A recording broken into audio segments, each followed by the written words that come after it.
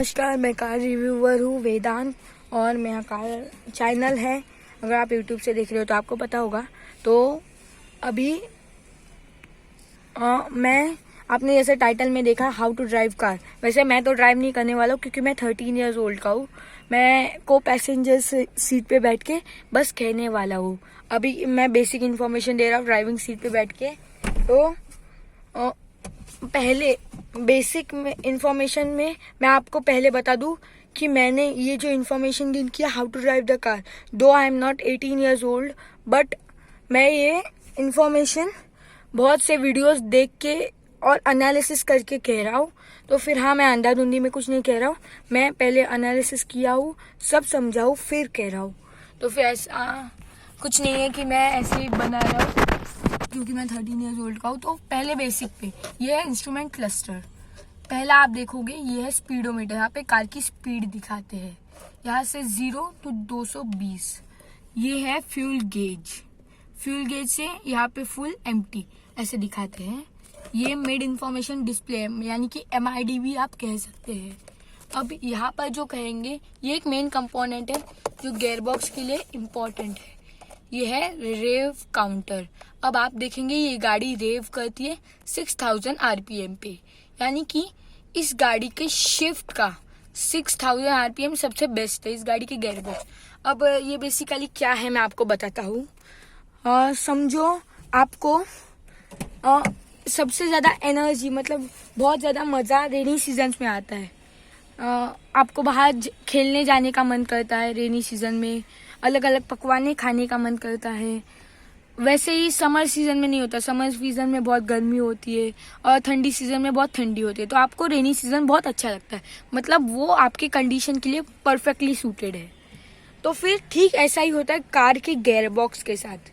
Car के gearbox का एक परफेक्ट रेव लाइन होता है, जहाँ पर वो गाड़ी अगर उस रेव का से शिफ्ट करेगी ना तो फिर शिफ्ट ना बहुत स्मूथ होते हैं। हाँ, अगर जैसे ही आप गाड़ी ऑन करोगे ना, ये छोटी सी जो निडल है ना, ये ऊपर जाएगी, यानी कि 1 2 3 4 ऐसे ऊपर बढ़ती जाएगी। अगर आपने 2 पे शिफ्ट किया, मतलब कर तो नहीं सकते, अगर किया ना तो फिर बहुत रफली गाड़ी ज्यादा आवाज करने लगेगी क्योंकि आप गलत जगह पे शिफ्ट हुए हो। गाड़ी के लिए सबसे सूटेबल शिफ्ट लाइन कौन सी है? 6000 RPM, जहाँ पे उसने बताया, यानी कि 5500 RPM। वहाँ पर अगर आपने शिफ्ट किया तो कार की शिफ्ट बहुत स्मूथ होगी। तो फिर ये एक बेसिक फीचर है मैनुअल के लिए। अब गाड़ी के दूसरे बेसिक फीचर पे जाते हैं। ये है हेडलाइट कंट्रोलर। ठीक है, यहाँ से आप देख सकते हो, यहाँ पे ये ऑफ है। अगर आपको हेडलाइट ऑन करने तो आप बस बेसिकली ये कर दो। ये देखो यहाँ पे लो बीम ऑन हो गई है और यहाँ से किया तो फुल हाई बीम ऑन हो जाएगी। तो फिर मैं आपको बाहर निकाल के दिखाता हूँ कि लो बीम कैसी होती है। देखिए लो बीम कुछ ऐसी होती है। ये लो बीम है और इसके ऊपर एक बड़ा, ये देखोगे बड़ा बल्ब, ये हाई बीम है। तो फिर लो बीम और हाई बीम इसे कहते हैं। तो फिर वापस अंदर जाके अलग किसी और फीचर के बारे में बात करते। तो हम वापस अंदर आ गए हैं। हमने अभी देखा कि लाइट्स कैसे ऑन करने का और ऑफ करने का। अभी अगर आपको टर्न करना है तो फिर पहले हमेशा ये ध्यान रखें कि टर्न करते समय हमेशा अपना टर्निंग इंडिकेटर ऑन रखें, ताकि आपके पीछे वाले को समझ आए कि आप टर्न लेने वाले हो। तो फिर उसके लिए क्या करने का, अगर आपको राइट साइड पे जाना है तो फिर इसे बस ऐसे ऊपर कर देने का। तो फिर ये राइट साइड का इंडिकेटर ऑन हो जाएगा कार का आपकी। और अगर आपको लेफ्ट साइड से जाना है तो एक और एक, मतलब कंप्लीटली डाउन कर देने का, यानी कि ये मिडल है तो फिर ये डाउन, ये मिडल है, ये डाउन, ये राइट और ये लेफ्ट। तो फिर ऐसे होता है। ये जो मैं बता रहा हूँ ना, ये बेसिक आपको हर गाड़ी में मिलेगा। ऐसा नहीं है कि किसी और गाड़ी पे। हाँ, ये हेडलाइट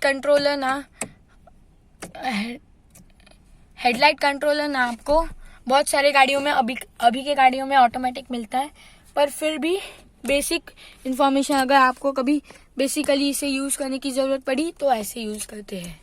तो फिर यहाँ पर है ये वाइपर्स कंट्रोलर। यहाँ पे आप देख सकते हो, सीधा अगर आपको ऑन करना है तो फिर ऐसे कर दो।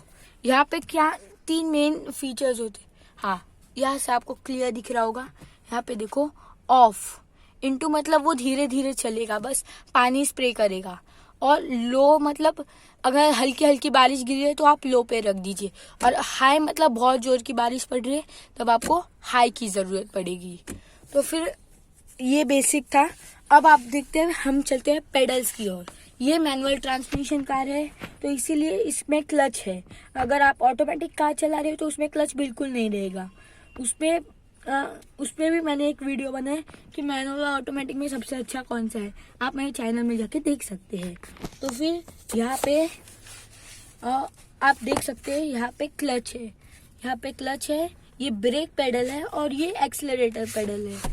तो फिर आपको अपने पैर की पोजीशन कैसे रखनी है, बेसिकली आपको क्या करना है, एक पैर हमेशा ब्रेक के लिए रिजर्व करना है और एक पैर हमेशा क्लच के लिए रिजर्व करना है। तो क्लच के लिए क्यों रिजर्व करने का, क्योंकि आप जब सिटी ट्रैफिक में चलते हो तब आपको हर बार गियर चेंज करने की ज़रूरत पड़ती है ताकि आप जल्द से जल्द ओवरटेक कर पाओ। इसलिए क्लच पे एक पैर हमेशा रखने का, और फॉर द सेफ्टी ब्रेक के लिए एक पैर रखने का। एक्सीलरेटर यहाँ पे होता है। अब इसमें हैक क्या बताता हूँ कि अगर आपको ब्रेक पे नहीं रखना, एक्सीलरेटर पे रखना है, तो फिर आप क्या कर सकते हो, एक्सीलरेटर पे वैसे रखना अनसेफ होता है, तो आप ऐसे टेढ़ा पैर रख सकते हो। आपका वो थोड़ा सा अनकंफर्टेबल रहेगा पर बाद में आपको आदत पड़ जाएगी। ऐसे रख के आपको यहाँ से ब्रेक भी दबा सकते हो और जब आपको एक्सीलरेशन की ज़रूरत है एक्सीलरेटर भी दबा सकते हो, जैसे आप देख सकते हैं। तो फिर अभी मुड़ते हैं हैंड ब्रेक की तरफ। अब हैंड ब्रेक क्या होता है, बेसिकली हैंड ब्रेक मतलब आपकी गाड़ी का पिछला पहिए, पिछले जो 2 पहिए होंगे ना वो लॉक हो जाएंगे हैंड ब्रेक से। यानी कि अगर आपको गाड़ी को पार करना है तो ये देखो, ऐसे दबाने का और इसे नीचे लेने का, लॉक हो गई कार। यानी कि अभी अगर ऐसा स्टीप इंक्लाइन होगा तो भी गाड़ी उससे नीचे नहीं गिरेगी। आप ये ट्रैफिक के समय भी कर सकते हो ताकि आपको ब्रेक का यूज़ करना ना पड़े। बहुत से लोग हैंड ब्रेक ही यूज़ करते हैं जब वो ट्रैफिक में अटके हुए होते हैं। तो ये बहुत से लोगों को गलत फहमी होती है कि हैंड ब्रेक सारे पहिए लॉक कर देता है। ऐसा नहीं होता, हैंड ब्रेक बस पीछे के 2 पहिए लॉक कर देता है। तो और एक की फैक्टर क्या है, ये जो ब्रेक होता है ना, बहुत से लोगों को ये भी लगता है कि ये ब्रेक भी 4 पहियों को लॉक करता है। ऐसा नहीं होता, ब्रेक आगे के 2 पहियों को लॉक करता है, लेकिन जब आप ब्रेक दबाओगे आगे के 2 पहिए लॉक करेंगे। और ये एक सिंपल से फैक्ट से आप जान सकते हो। आप किसी भी बड़ी गाड़ी में देख लो, जैसे उसमें डिस्क ब्रेक आते हैं, तो फिर आप जब आगे के डिस्क ब्रेक देखोगे ना, वो हमेशा ही छोटे के पिछले डिस्क ब्रेक से बड़े होंगे। यानी कि आगे के डिस्क ब्रेक बड़े होते हैं एज कम्पेयर टू पिछले वाले से, क्योंकि हमें आगे ज़्यादा स्टॉपिंग पावर लगती है। क्योंकि एज हम जब स्पीड में होते हैं तब हम हैंड ब्रेक यूज़ नहीं कर सकते हैं ना, क्योंकि पूरे लॉक हो जाएंगे पहिए, इसलिए हम ब्रेक का इस्तेमाल करते हैं। तो फिर ये बेसिक चीज़ें थी अगर आप कार चलाना चाहते हो तो। और अब 3 मेन की फीचर के पास मुड़ते हैं जो कार चलाने से पहले हमेशा आपको ध्यान में रखनी चाहिए। पहले, आपके डोर्स परफेक्टली क्लोज हुए हैं या नहीं, ये। उसके बाद दूसरा सबसे इम्पोर्टेंट है जो सीट बेल्ट जो है आपका, वो आपका परफेक्टली लगा है या नहीं। बहुत से लोग सोचते हैं कि अरे छोटा सा ही राउंड है, सीट बेल्ट नहीं पहना तो भी चलेगा, पर उससे आपको बहुत बड़ा नुकसान पहुंच सकता है। क्यों? क्योंकि मैं बताता हूँ, जो बड़ी गाड़ियाँ होती हैं उनमें अक्सर 7-8 एयरबैग्स होते हैं। यानी कि एक एयरबैग यहाँ पे, एक एयरबैग यहाँ पे। इस गाड़ी में कोई एयरबैग नहीं है। तो फिर गाड़ी का एक ऐसा ब्रेन सेट क्या होता है कि अगर समझो आप यहाँ पे बैठे भी हो और आपने सीट बेल्ट नहीं पहना है, और ऐसा ना हो पर अगर क्रैश हो गई आपकी कार, तो फिर क्या होगा, आप सीधा यहाँ पे टकराओगे। यहाँ का एयरबैग खुलेगा ही नहीं। क्यों? क्योंकि गाड़ी को क्या लगेगा, यहाँ पे किसी ने सीट बेल्ट पहना ही नहीं है, तो फिर यहाँ का एयरबैग खुलेगा ही नहीं और आप सीधे जाओगे डैशबोर्ड पे टकराओगे। इसलिए हमेशा आपका अपना सीट बेल्ट पहन के रखना, और आपके सारे तीसरा जो मेन है वो आपके सारे लाइसेंस, आपका इंश्योरेंस, ये सब कैरी करना हमेशा। अब हम मुड़ते हैं कि कार को बहुत से लोग बोलते हैं कि ऐसे तो हो गया, अभी कार को फर्स्ट से सेकंड, सेकंड से थर्ड। अभी मैं बता दूं कि जो स्टार्टिंग कर रहे हैं ना, जो स्टार्टर्स है, उन्हें ना बस फर्स्ट और सेकंड गियर में प्रैक्टिस करनी चाहिए, क्योंकि फर्स्ट और सेकंड गियर सबसे इजी होता है। हाँ, अभी गियरिंग पोजीशन पे आते हैं हम, क्योंकि गियरिंग पोजीशन हमारी हुई नहीं। बहुत से कार आप जो अगर नई कार लोगे ना, तो फिर यहाँ पर कार का ये होता है, गाइड होता है कि कार से कैसे शिफ्ट करनी है ऐसे।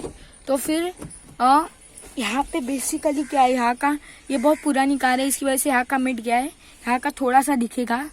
तो सारे कार्स में क्या होता है, न्यूट्रल कहाँ पे होता है, मैं हर एक गियर के हिसाब से जाता हूँ। न्यूट्रल कहाँ पे होता है, तो न्यूट्रल होता है बीच में, यानी कि देखो अब मैं यहाँ से दिखाता हूँ फुल ऊपर से 90 डिग्री से, तो आप देखोगे ये गियर बॉक्स भी 90 डिग्री है, मतलब कि ये ना ही यहाँ पर है, ये ना ही यहाँ पर है, यानी कि ये गाड़ी अभी न्यूट्रल में है। अभी अगर जब भी, और हमेशा ध्यान रखना, जब भी आपको गियर बदलना होगा ना, तब पहले क्लच दबाना, उसके बाद ही गियर बदलना, नहीं तो गियर बदला नहीं जाएगा, बहुत कार को प्रॉब्लम होगी। तो फिर क्या करना, पहले क्लच दबाना, उसके बाद अगर आपको फर्स्ट गियर में जाना है तो एब्सोल्युटली लेफ्ट में दबाना और फिर आगे ढकेल लेना, हो गया आपका फर्स्ट।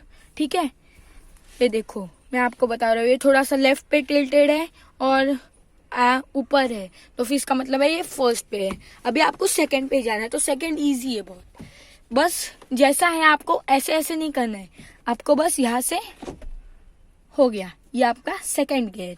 वापस एक बार दिखाता हूँ, ये गाड़ी वापस फर्स्ट पे आई, यहाँ से आपने सेकंड गियर डाला, तो फिर ये गाड़ी आ गई सेकंड गियर पे। मैं ऊपर से दिखाता हूँ, ये देखो ये गाड़ी आ गई है सेकंड गियर पे।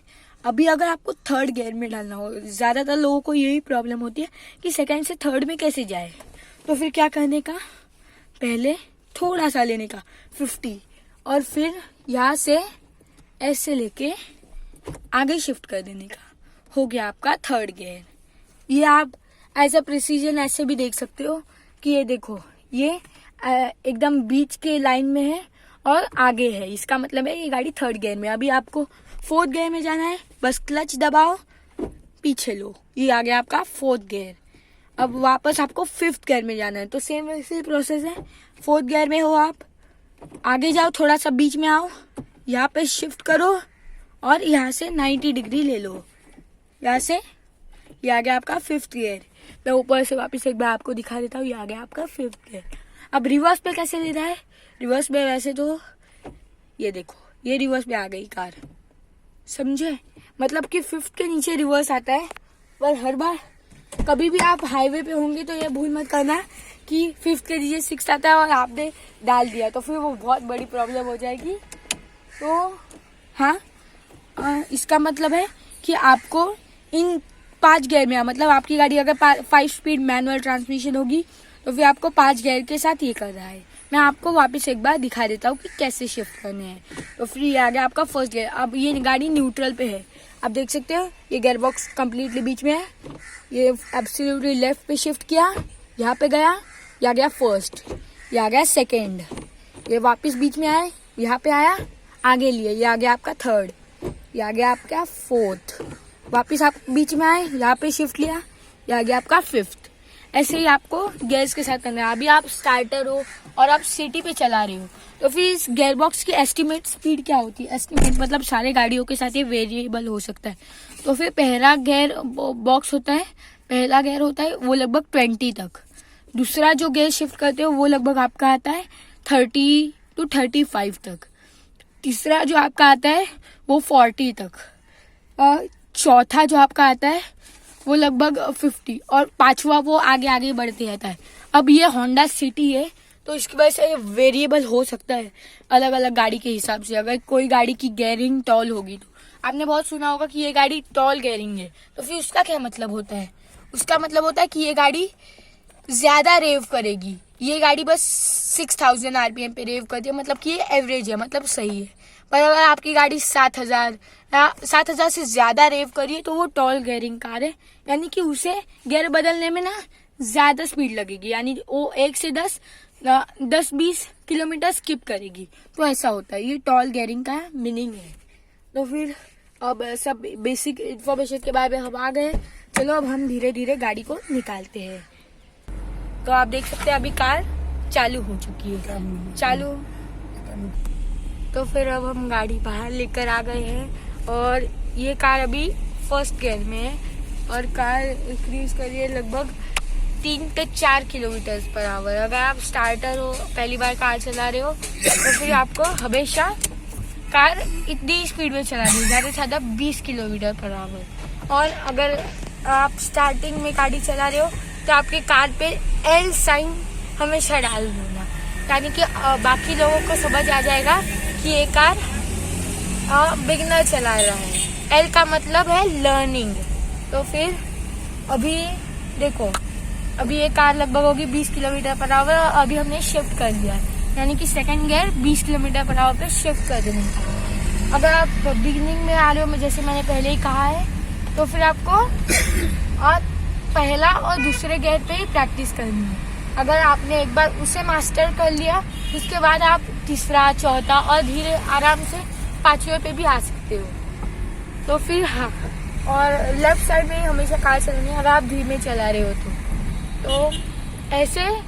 अभी अगर आपने देख लिया कि मेन ध्यान किस पे रखना है, पहली चीज आप गियर बॉक्स पे ज़्यादा ध्यान ना डालो, वो चलेगा, क्योंकि कार गियर शिफ्ट के वहाँ पे आवाज आता है कि ना the car needs to shift. तो अभी ना आप मेन ध्यान रखो स्टीयरिंग व्हील पे, अपने आजू बाजू के सराउंडिंग पे, ब्रेक और एक्सीलरेटर पे, मतलब एक पैर ब्रेक पे और एक्सीलरेटर पे एक पैर नहीं रखा तो भी चलेगा, क्लच पे रख देना।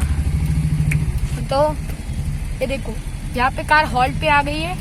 अगर आपको अपने कार का इंजन बंद नहीं पड़ने देना है तो हमेशा क्लच दबा के रखना, जैसे कि यहाँ पर। हाँ, और कार न्यूट्रल में रखना, क्योंकि न्यूट्रल में कार नहीं आगे जाती है और अगर आपने गलती से एक्सीलरेटर मार भी दिया तो भी गाड़ी बस रेव करेगी, मतलब बस आवाज आएगा कार के इंजन से, गाड़ी आगे नहीं जाएगी। न्यूट्रल को आपको हटा के फर्स्ट गियर में डालना ही होगा अगर आपको गाड़ी को आगे ले जाना है। तो देखो टर्निंग में ना आप बेसिकली क्या करो, अगर आप पहली बार कार चला हो ना, कोई भी कार, अगर हाँ आपने सीख भी ली है तो भी आप कोई नई कार चला रहे हो अपनी खुद की, तो फिर पहले उसका प्रिसीजन ले लेना, क्योंकि हर एक कंपनी के कार के मॉडल का ना प्रिसीजन अलग अलग होता है। यानी कि कोई कंपनी की कार बस दो बार स्टीयरिंग घुमाते ही यू टर्न ले लेती है, तो किसी को 3 लगता है, किसी को बस 1 लगता है। तो फिर ऐसा होता है, हर एक कार के मॉडल का ना अलग स्टीयरिंग प्रिसीजन होता है। तो पहले आप प्रिसीजन ले लेना कि गाड़ी का स्टीयरिंग इतना घुमाने पर गाड़ी इतना मुड़ रही है। गाड़ी का स्टीयरिंग अगर आपने एक बार घुमा लिया तो इतनी जा रही है। हर एक कार का ये अलग होता है। अगर आपकी छोटी कार होगी तो फिर उसका अच्छा होगा, और बड़ी कार होगी तो उसका धीरे धीरे कम होगा, क्योंकि बड़ी कार को हैंडलिंग के लिए ज़्यादा ये लगता है। तो फिर आप अपने कार का परफेक्ट प्रिसीजन ले लेना। और अगर समझो आपके आगे के ने सडन ब्रेक कर लिया या फिर आप ओवरटेक करना चाहते हो तो हमेशा हॉर्न मारना, क्योंकि हॉर्न मारने पर पता चलता है कि आपके पीछे कोई कार है और आप सतर्क हो जाते हो। देखो जैसे पीछे वाले ने अभी हॉर्न मारा, उसने अभी ओवरटेक किया। वैसे ही अभी आप पहले भीड़ भाड़ वाली जगह पे मत चलाना, किसी शांत जगह पे चला, जैसे बीच होता है या फिर घर के बिल्डिंग के कंपाउंड में छोटे छोटे राउंड्स मारना। तो फिर पहले आप अपने स्टीयरिंग का प्रिसीजन ले लेना कि हाँ भाई इतना घुमाने पे इतना घूमती है कार, ऐसे। तो फिर कार का प्रिसीजन बहुत जरूरी है। देखो गाड़ी ओवर रेव हो गई तो फिर गाड़ी जब 6000 रेव पे होती है ना, तभी गियर शिफ्ट करना, तब गियर शिफ्टिंग इजी होगा। नहीं तो अगर आप देखो अभी कार 2000 आरपीएम पे थी और कार शिफ्ट हो गई, तो फिर इसकी वजह से देखा वो आवाज आया कार के इंजन से कि उसको मुश्किल हो रही थी शिफ्ट होने को। तो फिर वैसे ही हर गाड़ी के इंजन के साथ होते। सॉरी कैमरा बहुत शेक कर रहा है, पर इसका सस्पेंशन सेटअप ये है, बहुत स्मूथ है। और इस कार के ऊपर मैंने डिटेल वॉक अराउंड सब कुछ किया है, वो भी आप मेरे चैनल पे जाके देख सकते हो। तो ये प्रिसीजन लेना बहुत जरूरी है। अब हम सब चीजों पे आ गए, पर इतना सब हो गया, अब कंफ्यूजन होगा कि एग्जैक्टली क्या करना है। तो फिर अब मैं मेन पॉइंट फैक्टर्स बता देता हूँ। अगर आप कार चला रहे हो तो पहला, कार में बैठो, कार को इग्निशन दो, मतलब की से कार को ऑन करो, फिर सीट बेल्ट लगा लेना। और अपने आइडियल पोजीशन यानी कि अपने सीट मिरर्स को एडजस्ट कर लेना। उसके बाद कार को पहले क्लच दबा के स्टार्ट करना, क्योंकि फिर कभी कभी ना क्लच अगर नहीं दबा ना तो कार बंद पड़ जाती है, तो फिर क्लच दबा के ही ऑन करना। और शिफ्ट करते समय क्लच हमेशा दबा के रखना, ये ध्यान में रखना, नहीं तो शिफ्ट होगी नहीं प्रॉपरली। अपने आइडियल पोजीशन मिल गई हमें, और हमेशा रखना ध्यान में रखना कि अपना लेफ्ट पैर हमेशा क्लच पे रहना चाहिए और राइट पैर हमेशा ब्रेक पे। हाँ, एक्सेलरेट के लिए थोड़ा सा एक्सीडेंट दे देने का, और फिर गाड़ी ऑटोमेटिकली चली जाती है। तो फिर वैसे हर एक कार का अपना प्रिसीजन लाइन होता है, तो फिर उससे प्रिसीजन ले लेना कि कार एग्जैक्टली कितना, मतलब उसकी स्पीड कितनी है, वो कितने स्पीड पे बिल्डअप करती है। यानी कि अभी मैं एक सिंपल उदाहरण देना चाहूँ तो अगर समझो आपने कार टेस्ट में मतलब RTO एग्जाम में मारुति 800 चलाई, तो फिर अगर आपके पास आपकी खुद की कार है जैसे कि Maruti Suzuki Baleno, Honda city, तो फिर उसका सब कुछ अलग होगा, उसका इकोनॉमी अलग होगा, उसका हैंडलिंग अलग होगा, उसका ब्रेकिंग पावर अलग होगा, सब कुछ अलग होगा। तो पहले प्रिसीजन ले लेना, पहले समझ लेना कि उस कार का बिहेवियर कैसा है और उस हिसाब से ये करना। तो फिर बस इतना ही। इससे मुझे लगा कि आपको समझ में आ गया होगा कि कैसे कार चलाना वह होता है इजी स्टेप्स में। तो फिर धन्यवाद मेरा वीडियो देखने के लिए। अगर आपको अच्छा लगा होगा तो आप लाइक दे सकते हो, अगर आपको अच्छा नहीं लगा होगा तो आप डिसलाइक दे सकते हो। धन्यवाद।